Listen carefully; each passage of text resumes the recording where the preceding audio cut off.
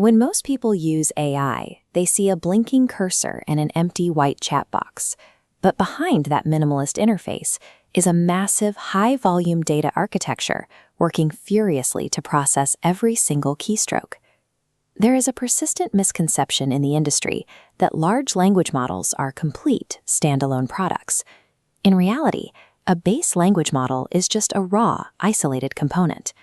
To build a system that can execute tasks reliably, we have to engineer a production-ready, autonomous AI agent from absolute scratch. This diagram outlines the architectural roadmap we will follow. We are going to start with the core model predicting text, then wire in a context pipeline, integrate external vector databases for memory, and finally connect external action tools. Achieving autonomy requires treating the language model not as a magical oracle, but as a central processor embedded within a rigid engineering scaffolding. We start at the center. This graphic represents the base language model. It is a non-deterministic prediction machine that calculates a weighted probability distribution of possible next tokens, which are simply word fragments and punctuation marks. The system generates text by sampling across these probability weights, rather than strictly picking the top token every time. This variability is the exact mechanical source of the model's creativity. The mathematical control for this sampling is a parameter called temperature. A low temperature forces the model to heavily favor the top tokens, creating predictable text. A high temperature flattens the distribution, allowing for a wider, more diverse selection. The underlying architecture driving these predictions is the transformer, introduced by Google researchers in 2017. The defining innovation of the transformer is the attention mechanism. Instead of reading text sequentially from left to right through a narrow keyhole, the model looks at all tokens simultaneously and weighs their relationships to one another. Early transformer designs like BERT relied on a dedicated encoder to understand text without generating it fluently. Modern models like GPT and Llama utilize a decoder-only architecture, meaning text understanding and text generation happen inside the exact same machinery. We can expand the capability of this central processor by adjusting its modality, the types of input it accepts. Vision language models, or VLMs, allow the system to ingest raw image and video data arrays alongside text. Feed the model a photo of the ingredients inside your refrigerator, and the VLM processes that visual data to output a fully formatted text recipe. A decoder-only transformer is a highly capable reasoning engine, but left on its own, it operates in a complete vacuum.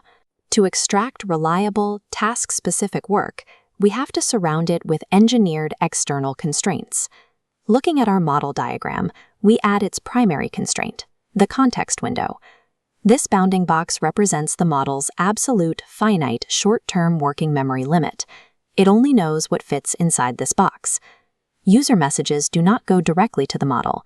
Instead, they pass through a layer of invisible plumbing called context engineering. This pipeline intercepts raw user prompts and enriches them before they ever reach the context window. The first critical injections into this pipeline are the system prompt, which acts as a strict operational job description, and the recent conversation history, so the model retains the immediate context of the session. To build agency, we pack the remaining space with external knowledge documents, precise definitions for tools the model can use, and long-term facts about the user, filling the window to its exact mathematical limit. The entire AI system is strictly dependent on this pipeline. The reasoning engine can only succeed if the correct, highly relevant data is engineered into its temporary working memory. To bypass the static knowledge limits of the base model, we implement Retrieval Augmented Generation, or RAG. This process shifts the model from taking a closed book exam to taking an open book exam. The first step requires taking raw external documents and converting them into numerical vectors called embeddings.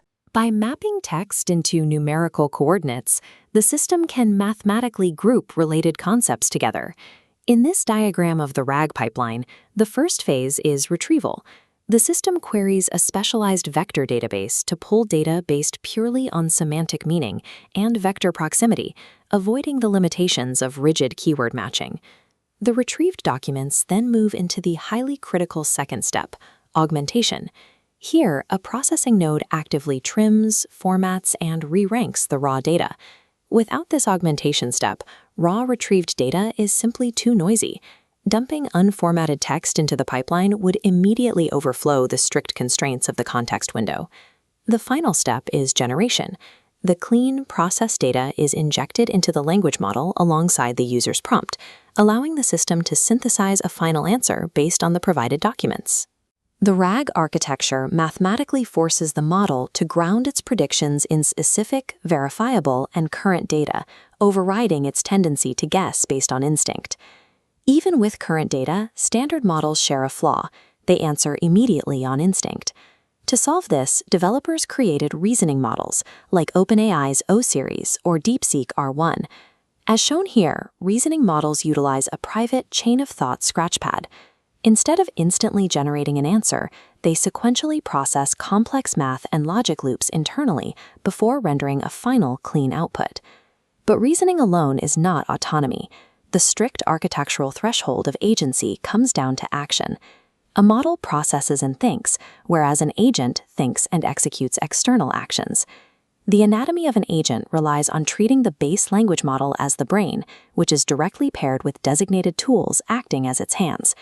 These tools are integrated via APIs. We can equip the agent with external web search, live code execution environments, automated email clients, and SQL database access. The engine that actually drives this physical autonomy is a structure known as the React loop. Tracing this cyclical flowchart, the pattern is straightforward. The system reasons about a problem, takes a physical action via an API call, observes the exact result of that action, and then reasons again. It loops continuously until the core goal is met. This loop enables several core agentic design patterns. The first two are basic tool use and planning, where the agent actively breaks a massive goal into a sequential list of steps before executing any of them.